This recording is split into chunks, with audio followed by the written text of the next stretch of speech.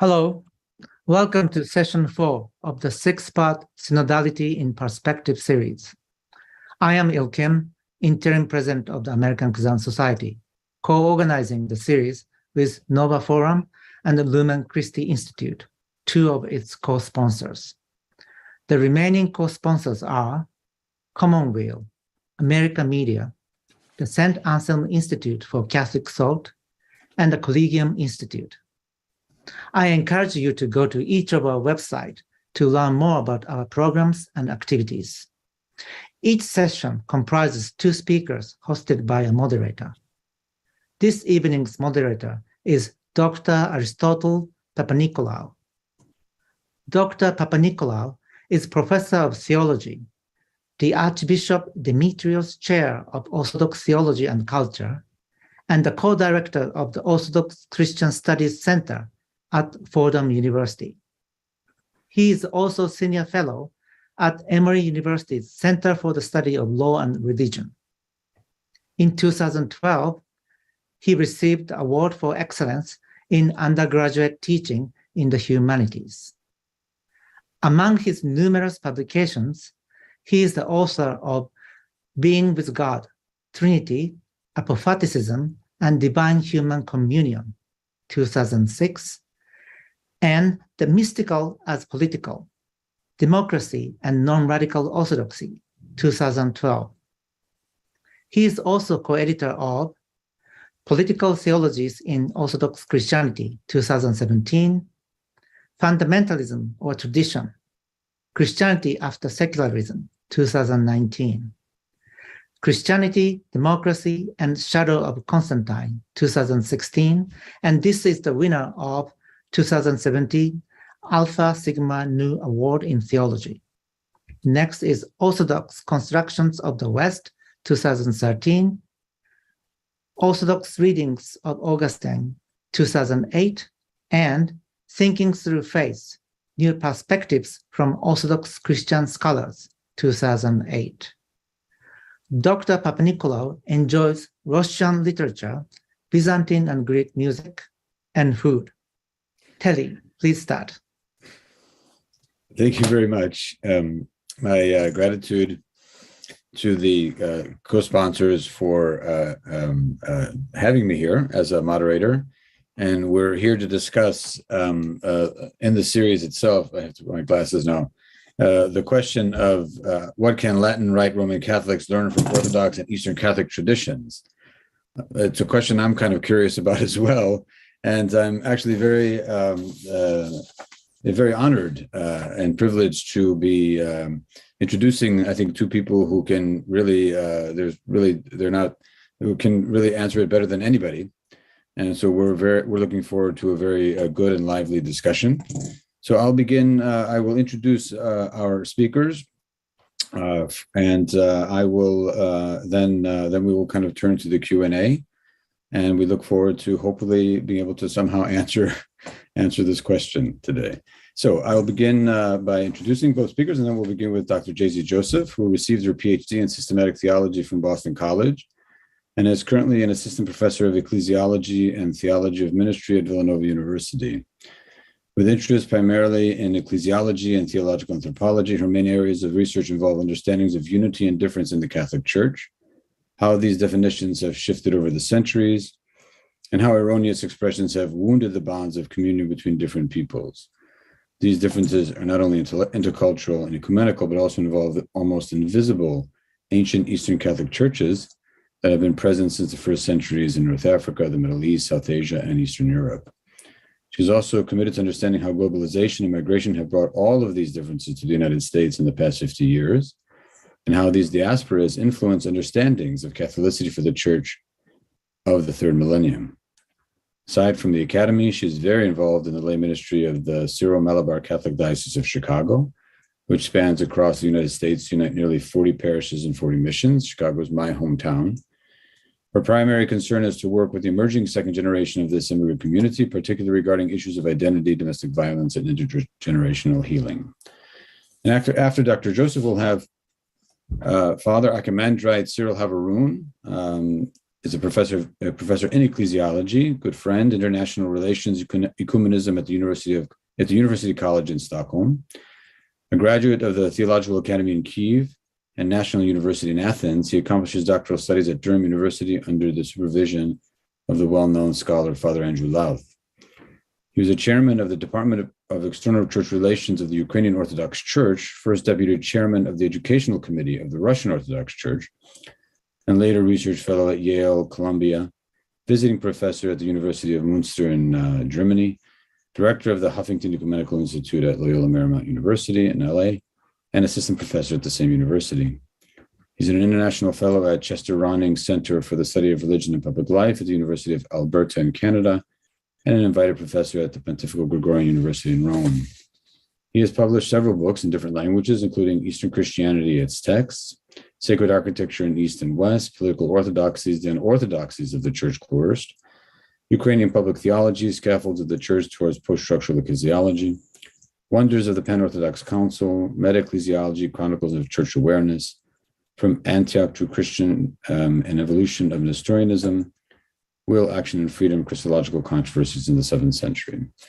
So we have two very learned, very accomplished scholars and theologians being able to speak to our topic today. And Jay-Z, we will begin with you, and the floor is yours. Great, thank you, Telly. And before I begin, I just want to thank Lumen Christi and all the co-sponsors who worked behind the scenes to make this event possible. And I also want to thank you all who are joining us this evening for making time, and I look forward to the Q&A. So synodality from a Syro-Malabar Catholic perspective.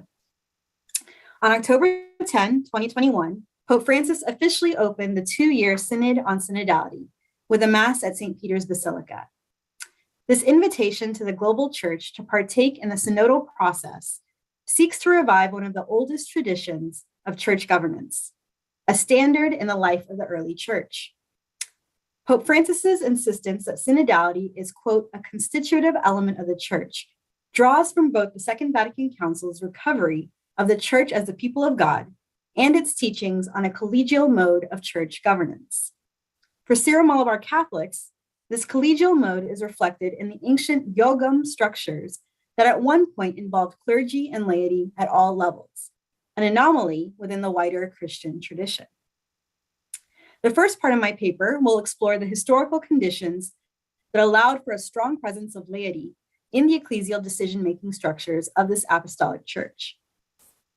The second part of my paper will consider how this involvement was both reduced through the Latinization efforts of the Portuguese and have been gradually recovered after Vatican II, though not to its former status. Finally, I will briefly consider some issues that remain in light of the complicated history of the Syro-Malabar Church. So part 1, the Syro-Malabar Church is inherently synodal. We must first briefly contextualize the Syro-Malabar Catholics within the wider scope of Christian history. First, this church is in continuity with the ancient apostolic church of St. Thomas, which took root in India during the 1st century. The relative isolation of the Thomas Christians from the traditional epicenters of Christianity enabled a certain level of autonomy regarding the development of a distinct way of life, known as the Marthoma Margam, or the way/law of Thomas, which preserved their faith in a predominantly Hindu context. As Xavier Cortopera argues, this ancient church's, quote, existence outside the Greco-Roman world has helped her to safeguard the uniqueness of the early Christian traditions, free from the political and religious reality of the Roman Empire, end quote. Because the Thomas Christians were not influenced by the same politics of empire that contributed to the adoption of hierarchical models and a widening distinction between the clergy and laity, the Thomas Christians were able to maintain a more collegial, synodal form of church governance. While structures of episcopacy quickly developed in the West, the Thomas Christians only came under the Persian episcopate in the 4th century through the arrival of Syrian Christians fleeing persecution. While the Persian bishops maintained hierarchical monopoly by forbidding the ordination of indigenous bishops, they only concerned themselves with spiritual matters and did not learn the local language or customs of the Malabar coast. The Thomas Christians, therefore, were free to maintain and develop autonomous structures of governance such as the indigenous Jatika Kartavan, who was recognized as the archdeacon within the Persian ecclesial structures, and the Yogam, or General Assembly, which dealt with day-to-day realities of living as a Christian minority within a Hindu kingdom. Just as the Greek-speaking East and the Latin-speaking West, respectively, used secular terms like synodos and concilium to describe their assemblies, so too the Thomas Christians drew the idea of yogam from the local structures of government in Malabar society. Varghese Palathinkal describes how, quote, the elders of the tribes met together in villages to discuss, consult, and decide on matters of common interest. It was an authoritative body. Leaders of all families or the elders participated in the meeting. This was known as yogam, which was presided by the head of the tribe. All members except the king were equal. The decisions taken in the yogam were binding to all, end quote. Among Thomas Christians, Paul Follett argues, episcopal synods were not possible due to the lack of indigenous bishops. Nevertheless, as Benny Tharkonul maintains, the organic development of yogams, which governed at three levels, the local, regional, and general, were, quote, analogous to that of the ancient synods and ecclesial assemblies, which confronted serious problems that one bishop could not resolve by himself. From the perspective of foreign missionaries, these ancient yogams were praiseworthy, particularly because of the lack of a clergy-laity polarization in the joint administration of all temporal needs. So at the first level, the local level, and under the leadership of a senior priest, the palyogams, or parish assemblies, included the lay, who were mostly male and upper caste, heads of each Christian family, the religious, and the clergy of a parish. Here, Palathinkal argues, we see the direct participation of the people of God in the mission and governance of the church. Discussing all matters pertaining to the life of the parish, both parishioners and priests were bound by the legislative, administrative, and judicial decisions made by the assembly. Such decisions, for example, include selecting and approving candidates for the priesthood. Without the approval of the palyogam, again the local level, a priest could not be ordained. This certificate of synod was called deshakuri, and those without one were not accepted or received by their church. Other responsibilities included financial administration, the punishment and excommunication of public sinners, and the issuing of penance. The laity collaborated with the parish priest in his pastoral ministry by being co-responsible for the spiritual, educational, financial, and cultural decisions of the parish. Second, the Desha Yogam, or regional assembly, consisted of priests and laity from at least 4 parishes of a region. It was the ancient custom of Thomas Christians that no grave crime could be punished until it was proven before the representatives of 4 parishes. The decisions of the Desha Yoga not only protected against unjust punishments of innocent people, but also ensured ecclesial communion between churches. Finally, at the highest level, the Mahayogam, or General Assembly, convoked and presided over by the archdeacon, addressed issues that concerned the whole church. Not only were all priests present, but also up to 4 lay representatives from each local parish, thus making up the majority. One primary responsibility of the Mahayogam included selecting members to travel to monasteries in Babylon to select a bishop. Eminent Sir Malabar theologian Placid Bodhipara defines the full dignity and autonomy of the Thomas Christians through this particular ecclesial structure of the Mahayogam, which involved all aspects of the church, lay, clergy, and religious, in decision-making processes. He states that, quote, the general church assemblies were practically supreme, and de facto no higher ecclesiastical authority questioned their decisions. The Thomas Christians therefore formed, as it were, a Christian republic with a head from among themselves. Their bishops, who were foreigners, were eclipsed by or were under the shadow of the archdeacons. Such was the canonical setup that developed among St. Thomas Christians of the past, end quote. So except for the right to elect and consecrate bishops, the archdeacon and the yogams possessed the practical autonomy of a patriarchal church. The East Syrian bishops hardly disturbed or questioned the decisions that emerged from these indigenous ecclesial structures of decision-making. Whether diplomatic or deceptive, the Portuguese missionaries, under the Latin leadership of Archbishop Alexis de Menendez, coaxed the Thomas Christians into attending the Synod of Diamper in 1599 as if it were a Mahayoga. This General Assembly, however, was not a platform to voice concerns and make decisions for the mutual building up of the church. Rather, it was a monarchical strategy employed to diminish the Thomas Christians to a Latin conformity. Part 2, engaging the West. The Synod of Diamper represents a culmination of Latinizing efforts that first began by covertly ordaining indigenous priests through newly established Latin seminaries and detaining Persian bishops in Goa. Far from a meeting of equal parties, the Portuguese heavily restricted any expression of dissent. In reality, the 660 lay Thomas Christians and 153 native priests in attendance followed a foreign Latin script under the threat of excommunication and the imperial gaze of the Portuguese guards, hidalgos, and noblemen.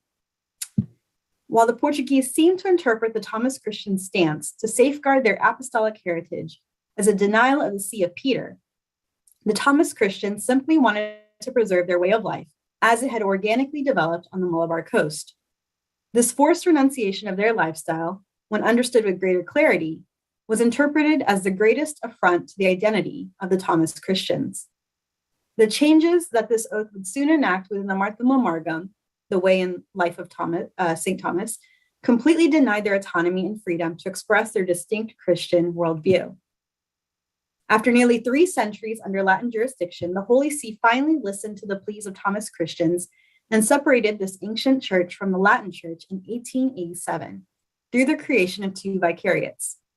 Taking on the name Syro-Malabar to recognize their Syrian Christian heritage and their residence on the Malabar coast of India, they were also allowed indigenous bishops for the first time and 1 more vicariate in 1896. Both decisions presented major steps in restoring the lost autonomy of Thomas Christians. The wounds of Latinization were further recognized when the Second Vatican Council promulgated Orientalium Ecclesiarum in 1964, recognizing that Catholicism does not equal Latinism, and that the Eastern Catholic churches present legitimate diversity within the Christian tradition. Such recognition was seen as a great achievement by the Eastern Fathers at the Council and a validation that the law of Thomas is not in competition with the law of Peter. Since the Council, the Syro-Malabar Church has worked hard to remove Latinizations and restore the system of yogams as the basic unit of ecclesial communion. The process, of course, has not been easy. After being raised to a major archiepiscopal status in 1992, the Syro-Malabar Catholic Church promulgated the particular law of Palyogam, including its procedural rules, which is now fully practiced throughout the diaspora, though in limited form. In the procedures followed by the Syro-Malabar Catholic Diocese of Chicago, some notable elements reflect an emerging consciousness. First, though the predominant way of accounting for membership is through the number of families, single women and men over the age of 21 may be considered the equivalent of a family unit. Moreover, anyone, male or female, may be considered the head of a family and therefore have a voice in the Palyogam. The inclusion of women is an important marker of progress. Also, the Kaikaren is a lay individual who is either selected by the pastoral council or elected by the Palyogam to assist the priest in all temporal affairs. There are 2 per parish, and in addition to being in good standing with the church, they cannot come from the same household. Therefore, husband and wife from the same family or brother and sister can't be Kaikarens at the same time. These individuals are given the keys at the threshold of the church, where they take an oath to care for the church honestly and with integrity, along with the pastor during their term. These customs are meant to ensure the co-responsibility of the clergy and the laity for the well-being and building up of the church. Part 3, issues remain. Yet, of course, synodality is not a panacea for all of the church's ills.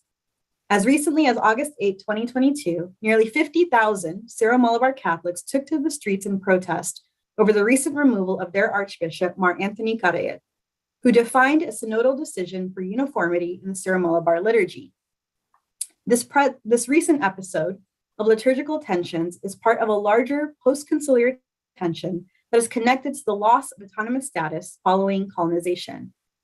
Because there was no unified head until 1992, the Syro-Malabar Church functioned as a few eparchies, practicing the East Syriac Rite without autonomous status or a bishop synod. Following the example of the Latin churches after Vatican II, some eparchies, such as the one under Carrel, began celebrating the liturgy with the priest facing the people. This change occurred without any deliberation with other eparchies, which continue the practice of facing the altar. Despite repeated calls from Rome for a unified liturgy, the Curbana, or the liturgy, continued to be practiced both ad popularum, facing the people, and ad orientem, facing the east or the altar. With the elevation of the Syro-Malabar Catholic Church to archiepiscopal status, again in 1992, the church was now officially self-governing with a major archbishop and a synod of bishops. Through the creation of a liturgical research center and serious study and deliberation of the matter, the Bishops' Synod in 1999 would decide on a compromise formula through which the priest faces the people during the liturgy of the Word and faces the altar during the liturgy of the Eucharist. Nevertheless, no effort was made by certain eparchies to follow this rule. While these issues remain in Kerala, India, there's a large migrant population who has brought their different liturgical formations to the newly established Syro-Malabar eparchies in the US, UK, Canada, Australia, and New Zealand.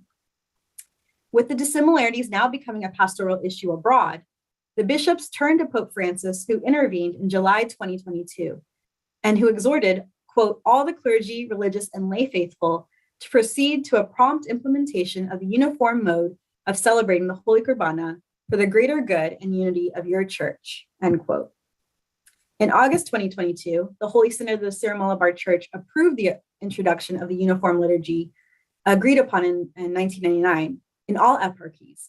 It hoped to complete the transition by Easter Sunday 2022, but unfortunately, 3 eparchies have resisted and protests continue. So on the surface, this tension could be reduced to the direction the priest faces during the liturgy. At the heart of the conflict, however, is a struggle for identity, emerging from deep colonial wounds that disrupted an entire way of life in the Christian tradition.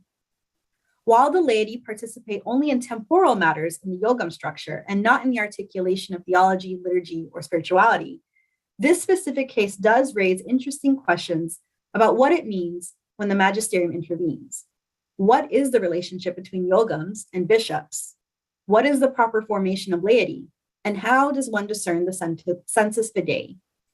Moreover, how does the Christian individual or community respond when a final synodal decision has been discerned that is the opposite of their wishes?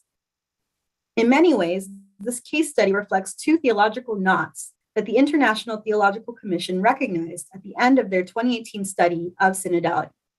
One, quote, there is the question concerning the relationship between the participation in synodal life by all the baptized, in whom the Spirit of Christ arouses and nourishes the sensus fidei, and the consequent competence and responsibility in the discernment of mission, and the authority proper to pastors, which derives from a specific charism that is conferred sacramentally. And 2, how much pertains to legitimate plurality of forms expressing faith in various cultures, and what belongs to its perennial identity and Catholic unity. Both questions suggest a deeper need for ecclesial conversion and the cultivation of ecclesial habits such as patience, communal discernment, and trust that we are ultimately led by the one who is the way. Thank you. Thank you very much, Daisy. We'll have time to ask you some questions and to discuss further all that you've taught us, actually. So, Father Cyril, it's now your turn, and we'll give you the screen, I guess. Right, thank you. Thank you, JC, also for your presentation. I'd like to take from it an insight that regardless whether an Eastern Church is with unity in Rome or not in unity with Rome, it has a strong feeling of synodality, synodality as identity. And I'd like to start my presentation with this point, that synodality or conciliarity has become and is perceived within the Eastern Christianity and outside Eastern Christianity as a distinct identity of Eastern Christianity. Sometimes within Eastern Christianity, synodality or conciliarity is perceived as a feature which differentiates Eastern Christianity from the Western Christianity. In a sense, it has become like a point that the Eastern Christians use in order to demonstrate why they are different, why they are not like the Western Christians, like the Catholics, as they say, and essentially their point can be summarized in the way that, well, they say we are the synodal church, the church that cherishes synodality, that is built on synodality and conciliarity. So identity, or synodality has become an identity in the East, in the Christian East. I would argue that this is a relatively new identity in the Christian East, and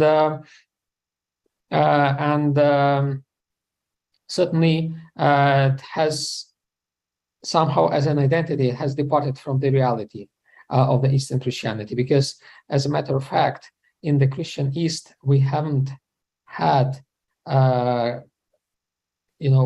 conciliar events which would be accepted and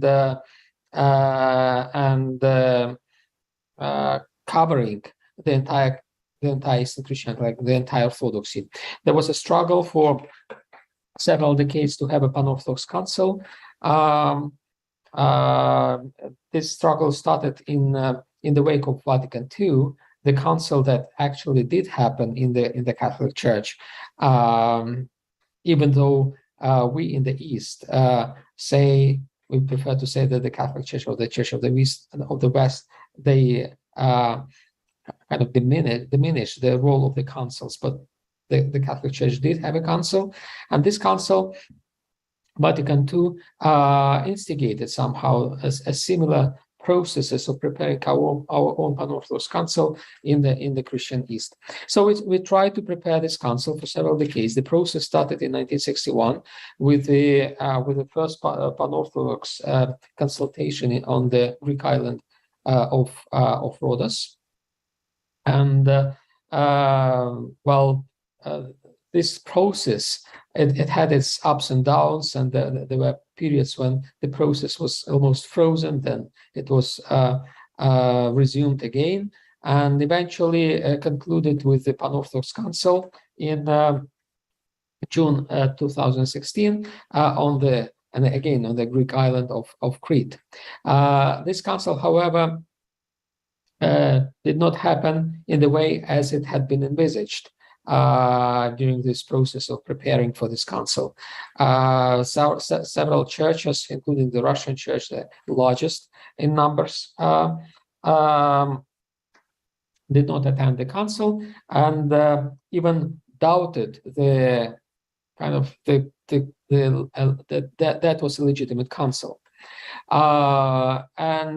This demonstrated, first of all, the crisis of the process of synodality in the Eastern Christianity, and second, it demonstrated also the crisis of identity in the Christian East. So that we could say that if we are the Church of the Councils, if we are the synodal Church, why we were unable, and we still are unable, to convene a council, a proper council. We tried to convene a pan-Orthodox council, and we essentially failed to convene a council that all of us wanted to have. So I think it says this kind of the Council of Crete in 2016 became a major challenge to the Orthodox identity as a church of the synods and as the church of the councils.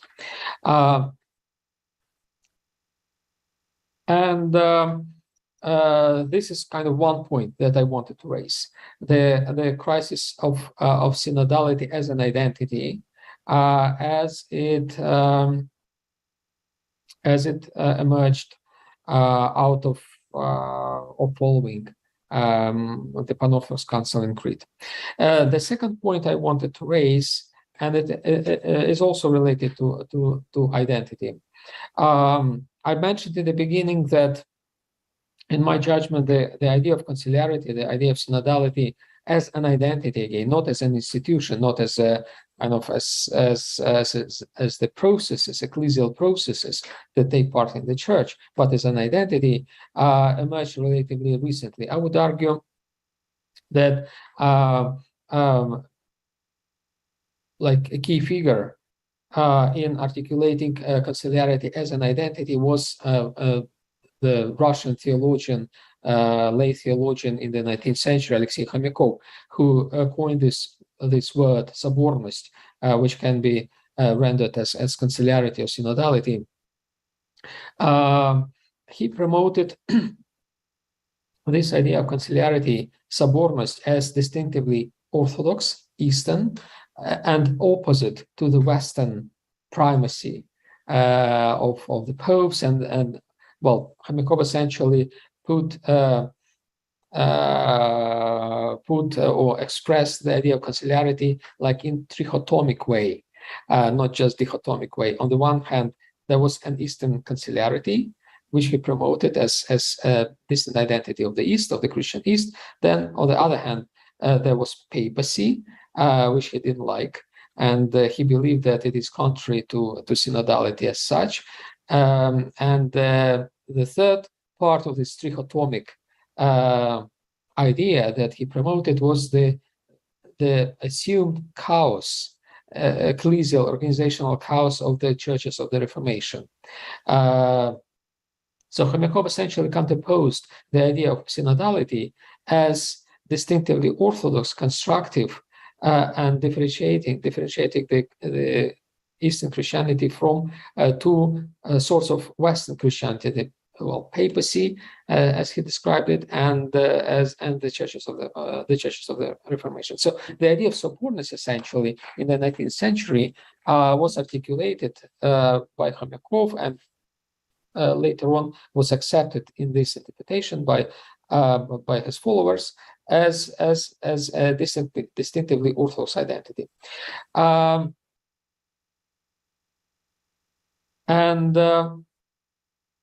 In Khomyakov's interpretation, it should be mentioned that this idea also was called to stress a special role that the Russian society and the Russian church played in the global Christianity.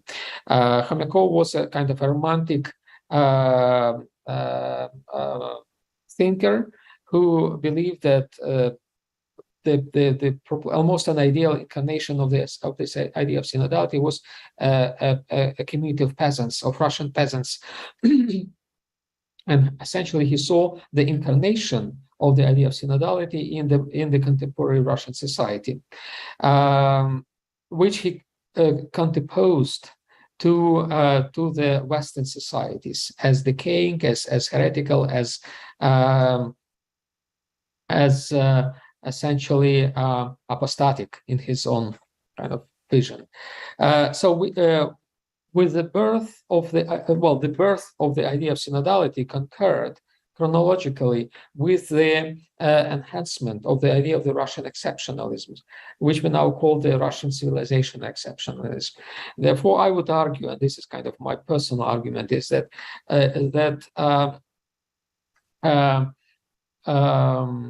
the idea of synodality was abused somehow and contributed to the growth of the modern phenomenon of the Russian civilizational exceptionalism that ended up in the war which Russia has launched. And it's not just a speculation. I believe I find some statements and formulas expressed by different figures in the Russian church and political establishment that corroborate this kind of hypothesis. For example, on the 5th of September this year, Vladimir Putin signed a document, a Russian document, which is called like the concept of cultural policy of the Russian Federation abroad. And this document explicitly mentions the idea of collectiveness, of communitarianism, which is pertinent to the specifically Russian civilization. And this idea resembles, this Homekovian concept of sobormus, of conciliarity, even though the document does not mention literally this idea, but it certainly implies this idea. So in this case, we are dealing with the attempts to justify a uniquely Russian civilization on the basis of the idea of synodality, of conciliarity. So in this context, in this particular case, the idea of conciliarity or synodality or /synodality, this idea as an identity has contributed to, I believe, to a very destructive phenomenon of what has been branded Russian world. Essentially, the Russian world is perceived by many as an amalgamation of this idea of conciliarity and synodality. And essentially, we are talking about an abuse of the concept of synodality / conciliarity in this particular case. So we are having now two manifestations, or two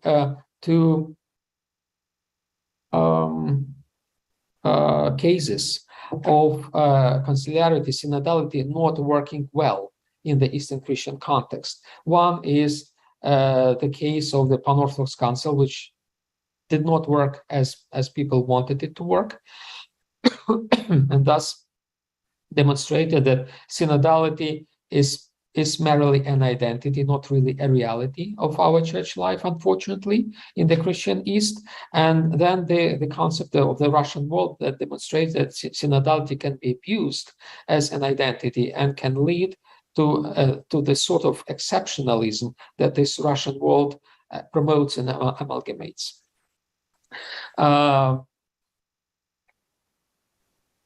And I believe we are dealing with these abuses of synodality because this idea of synodality is perceived as an identity, not a reality which is to be implemented. We perceive in the Christian East, unfortunately, synodality is something which is given, which is not something that needs to be achieved, needs to be struggled for. It's not that we need really to work hard to achieve on the everyday basis, but it's something which we have received from God, as a gift, and we don't have to do anything in order to implement it in our lives, in the life of our churches. So when we have this idea of synodality as a gift, as given, not something to be gained, then we end up in the situation like with this Pan-Orthodox Council in Crete, and a really tragic case of the Russian world ideology. If, say, we really struggled to make synodality a reality of our church and not just an identity, then I believe we would be able to avoid many crises that we are facing nowadays. Let us take the situation in the Russian church. The Russian church, its leader, Patriarch Kirill, and I can attest it because I witnessed how he really cared, how he really wanted in the beginning of his tenure as the Patriarch to enhance the institutes of synodality, of conciliarity within the Russian church. For that purpose, for example, he reestablished an institute which he called Межсоборное присутствие. Well, literally it means interconciliar presence. It sounds awkward a bit in English, but it is a reference to a similar institution that existed in the Russian church just before the Bolshevik Revolution in the beginning of the 20th century.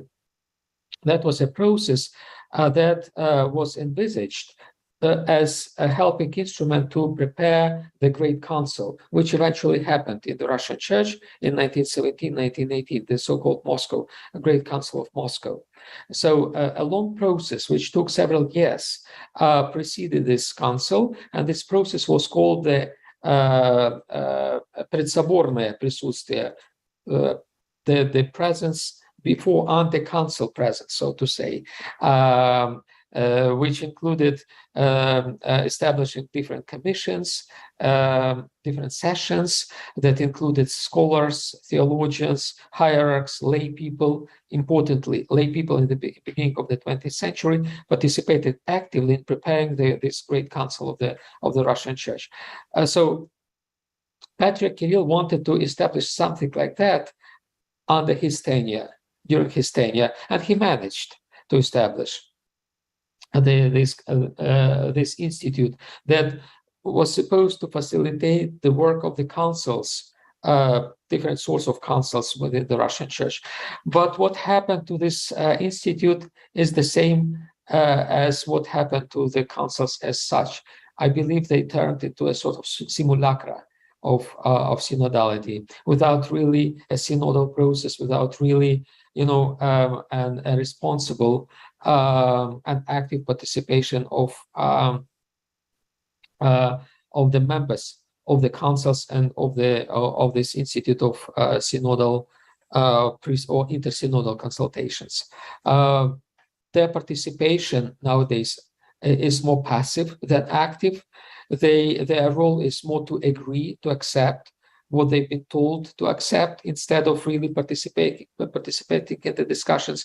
And I think that it has led to the situation when the Russian Church is now having only one voice, and this voice is the one that supports the war, for example, and other conciliar councils, they keep silent, surprisingly. So with all the variety, seemingly, right, of the conciliar instruments and institutions within the Russian Church, no, not a single conciliar institute works in order to prevent the war, works in order to say something against the war.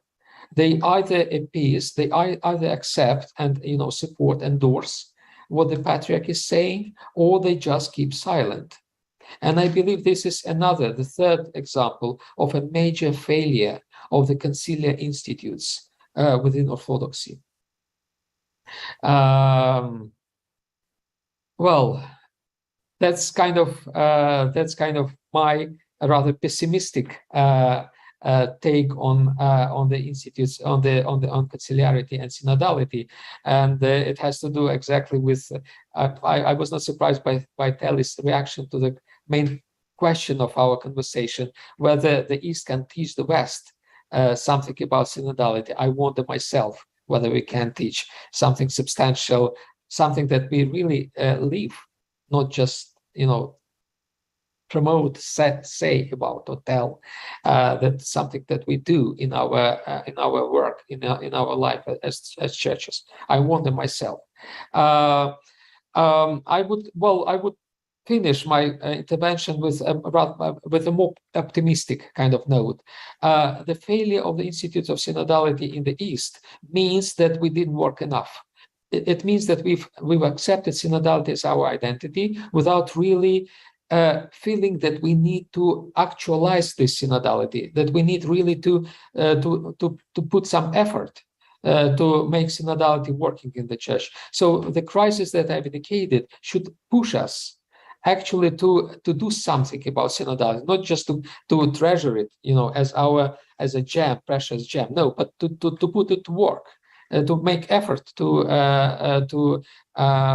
implement synodality in the work in the life of our church. So that's like a task. Synodality for us, I believe, it's not an identity. It should not be an identity. It should be primarily the task, the main task for the churches. Thank you. Thank you both very, very much.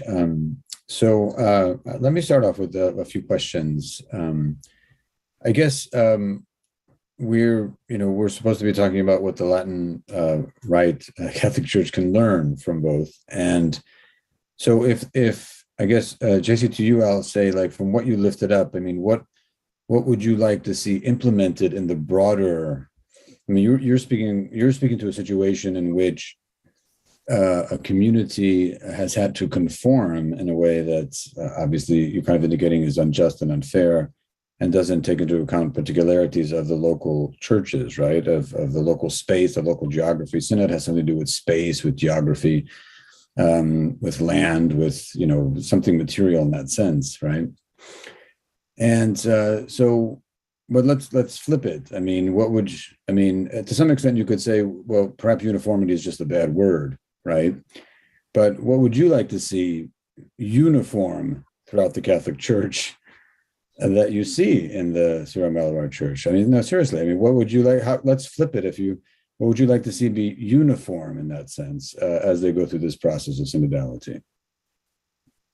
Yeah, I think one of the main points that I wanted to communicate in my talk was that this distinction between clergy and lay is not an absolute. It's not as in.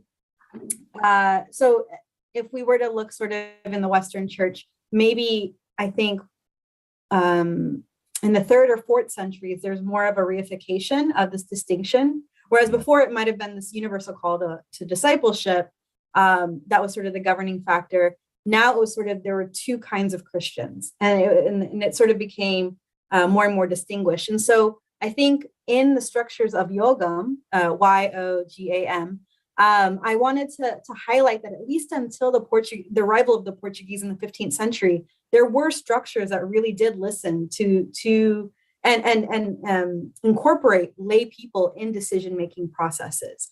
That's not sort of brand new. And so in a sense, when we are when Catholics are responding to Pope Francis's invitation to be a more synodal church, I think after the Second Vatican Council, you see sort of this expansion of the primacy, not of the Pope not being alone, but there's a synod of bishops, the collegiality aspect taken from the East, and now sort of synodality incorporating all of the baptized. And so that's not brand new. It's always been part of the tradition. But is it? But I think it is brand new, because I think I've been thinking about, and Father Cyril, I have a follow-up for you as well. But I was just continuing at this point. I think conciliarity, primacy, which I want to get to in a few minutes, is not brand new, right? We know that those debates occurred in the 15th and the 16th centuries, and the Pope won out, I guess. But I just occurred to me that even though ecumenical councils were ultimately called by the emperor, but there were local synodal councils that he didn't necessarily call. So the synodal system didn't necessarily develop as a result of the imperial structures. In other words, they weren't necessarily called because of imperial structures. However, I cannot think, this webinar has made me think, I cannot think of a single point in history in any Christian church where the laity had been part of a synodal structure. It is new in post-Vatican II. It is new in Orthodox churches in the diaspora that have parish councils and things like that. It is absolutely new in those contexts. And so to some extent, the unique history that you're pointing to is really, really unique, like really radical in some sense, because laity have been really part of a synodal process in a way that has not been the case anywhere in the history of the churches.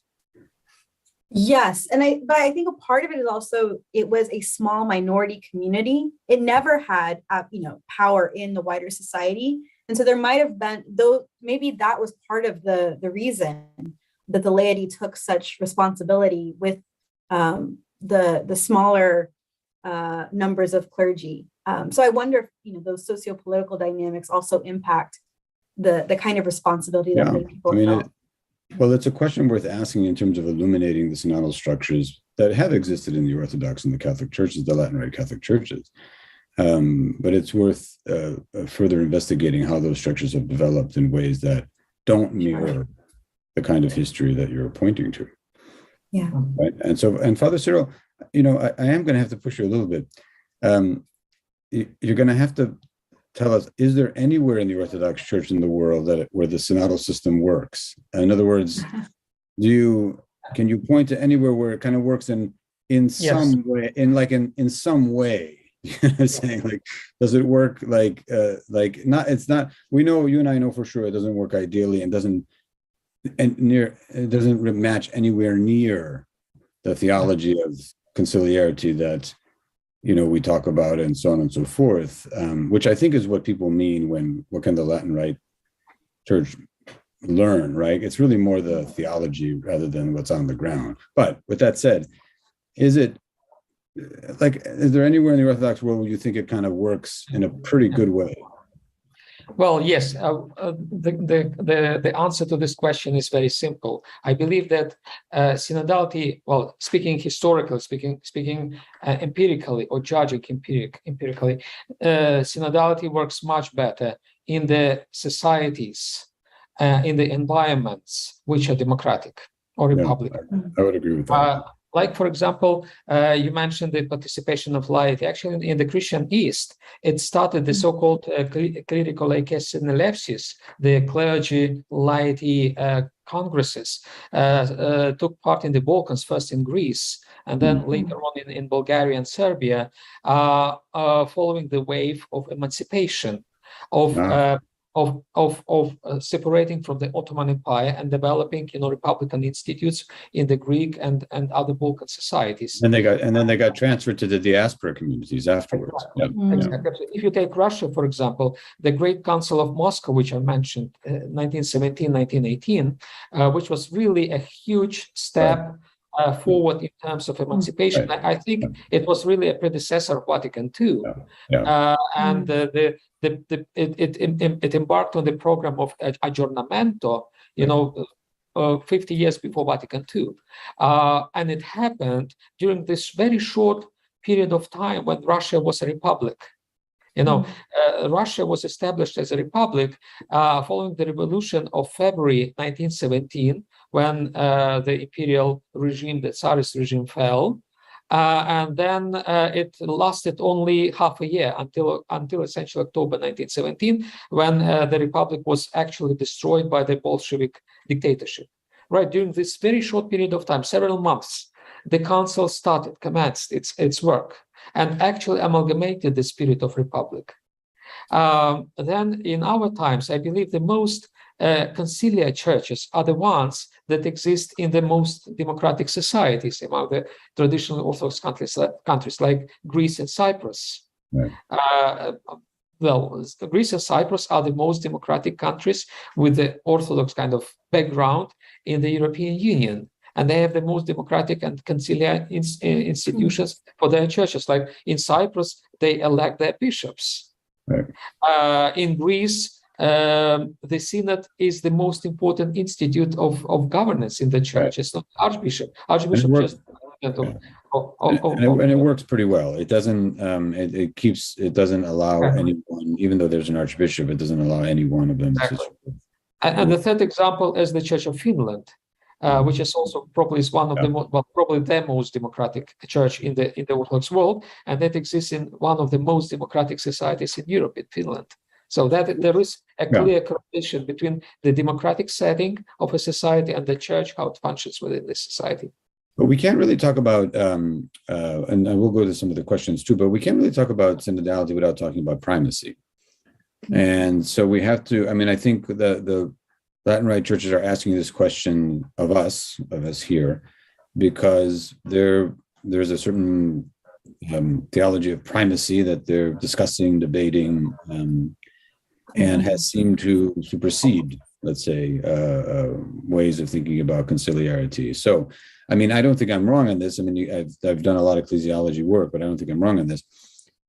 Theologically or theoretically, the Pope can intervene in whatever diocese he wants at any time, at any point. I know he doesn't do that, but I'm just saying that is the kind of primacy he has, right?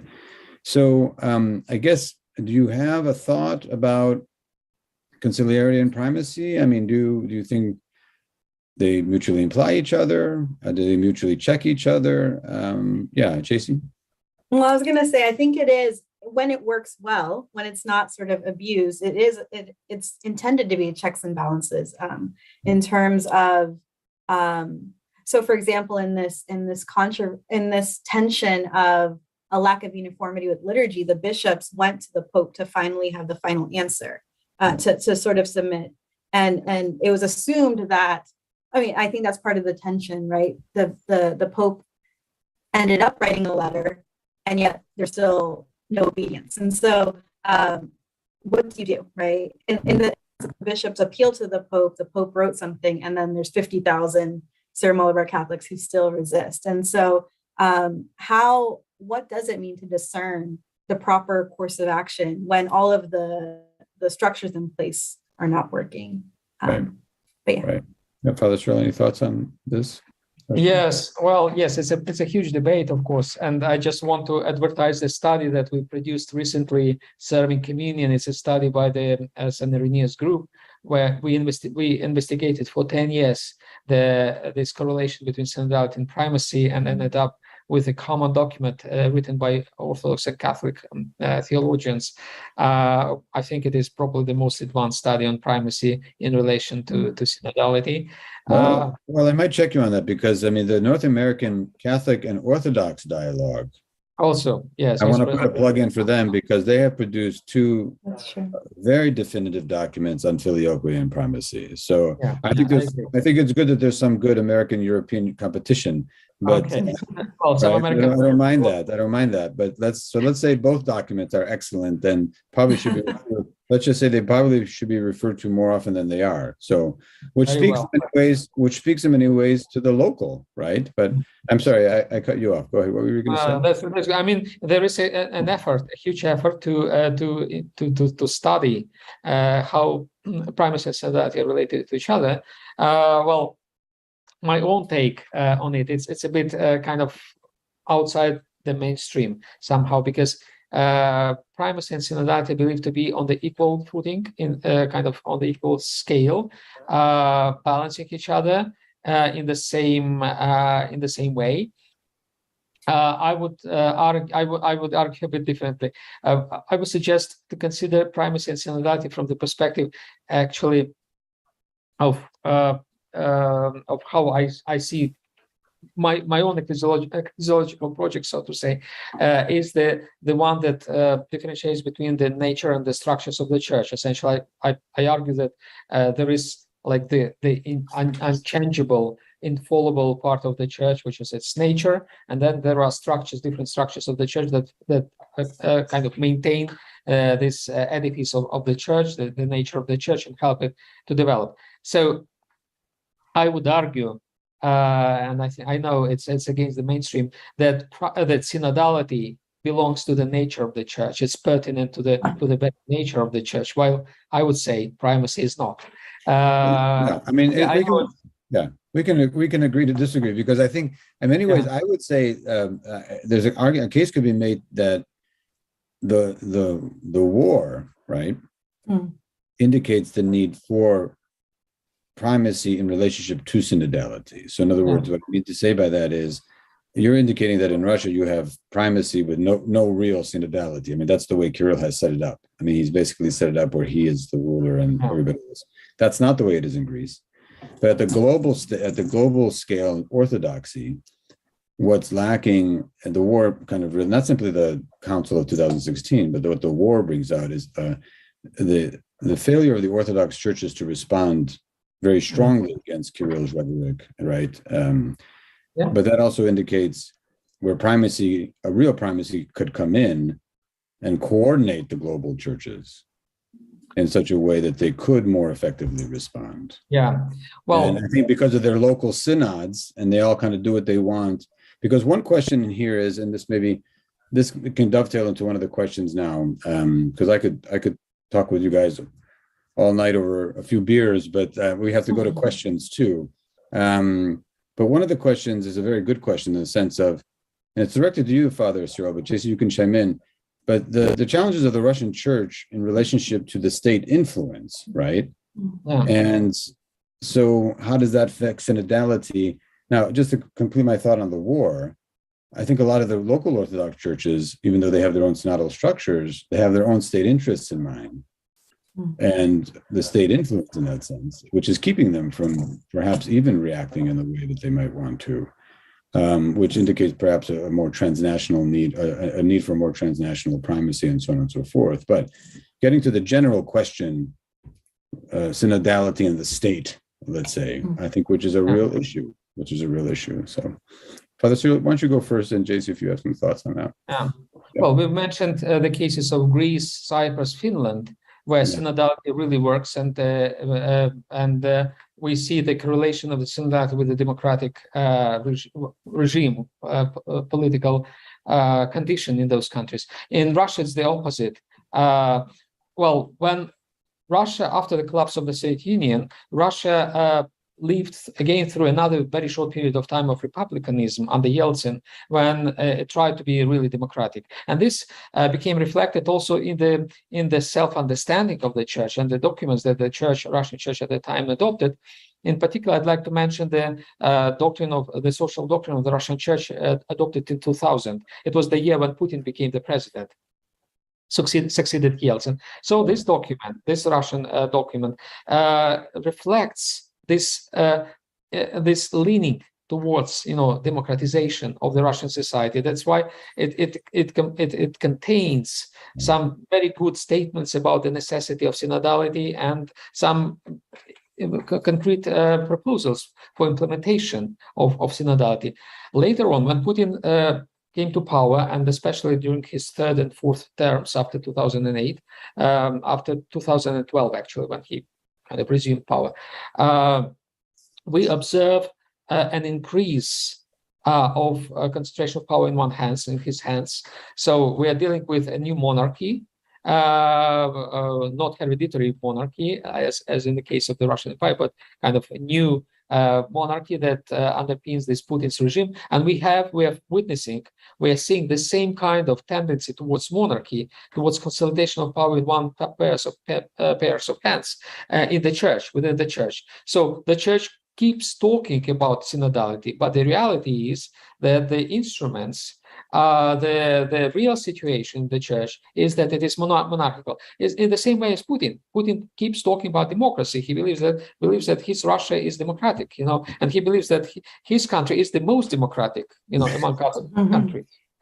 So the Russian church may believe that it is the most conciliar and synodal church among other churches, but in fact, it is probably one of the most monarchical churches in the Orthodox world.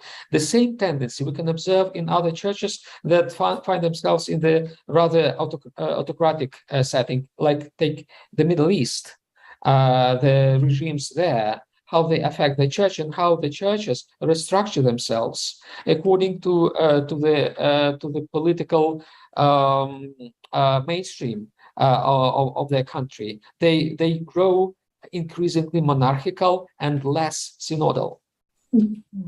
And also, this obviously the state. I mean, it's in the case of Syria. I mean, it really influences how. Exactly. I didn't want to name the church, but no. I mean, it's but JC, did you have a thought on this?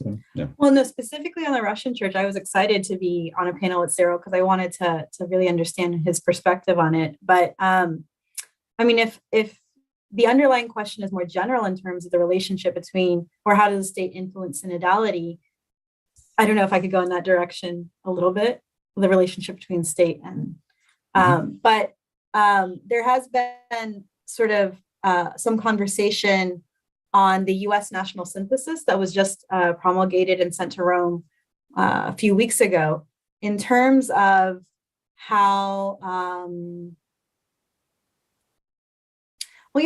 just how to be synodal amidst the political polarization that is affecting the U.S. And so what does it mean to really truly be leaven in society, where the polarization, so to be leaven, instead of having society become leaven in the church, and these polarizations impact how we relate to one another or can't talk to one another despite sharing the same Eucharist. And so I think in that sense, what I'm hearing from Cyril's comments and from sort of this reflection on the US synthesis, there is a constant porosity between the state, what's going on in society, and the conversations of being in communion with one another here in the, within the church. And so I think that's just all I wanted to think through. So we have a question here from Carrie Frederick Frost, who writes, I see the triumphalist concept of synodality as identity all over the Eastern Orthodox world, by no means limited to the Russian context. Specifically in reference to women, all laity, There are no examples of true synodal expressions of the Orthodox Church to date, in the sense of us all moving together on a common pilgrimage, to paraphrase the late and great Metropolitan Callistus Ware. And in parentheses, even though we can cite examples of very limited participation of women in various 20th and 21st century councils, women's participation is token. Do the two panelists have thoughts on women and synodality in terms of councils in the future? And sometimes I want to ask, did the Yorgums, you might have mentioned this and I just zoned out, but did the Yorgums, did they include women? Yeah, so not historically, not, I would say, yeah, so historically it was the heads of families. So it was male heads of families. But that, actually in 1998, that was changed. And I think it was more with a democratic consciousness in India. And so now I think the rule is that the Yogam, which must represent a third of the total membership of any parish, cannot have less than 10% female representation, and should strive for 30%, which still, it's nice that that's in the rules, but why not 50-50? Right. Just, so I think there's a lot of work to be done, but at least in terms of the official procedures, there's some recognition of the necessity for women to be active. And that perhaps is something that's needed within the wider Roman Catholic Church and the Orthodox churches as well. I always compare the synods as like the House of Lords without the House of Commons in the Orthodox Church. Whether in fact they really need to expand. Anyway, but Father Scholl, any thoughts on? Well, I should say that quite interestingly, I think the only case when women can legitimately participate in the councils, well, in the Russian Church, they have again two chambers, like the Lords and the Commons, the Bishops' Council, the Council of Bishops, and the so-called local council, where the representatives of the dioceses, like priests and lay people, participate. And the only legitimate way for women to participate in these local councils is to be nuns.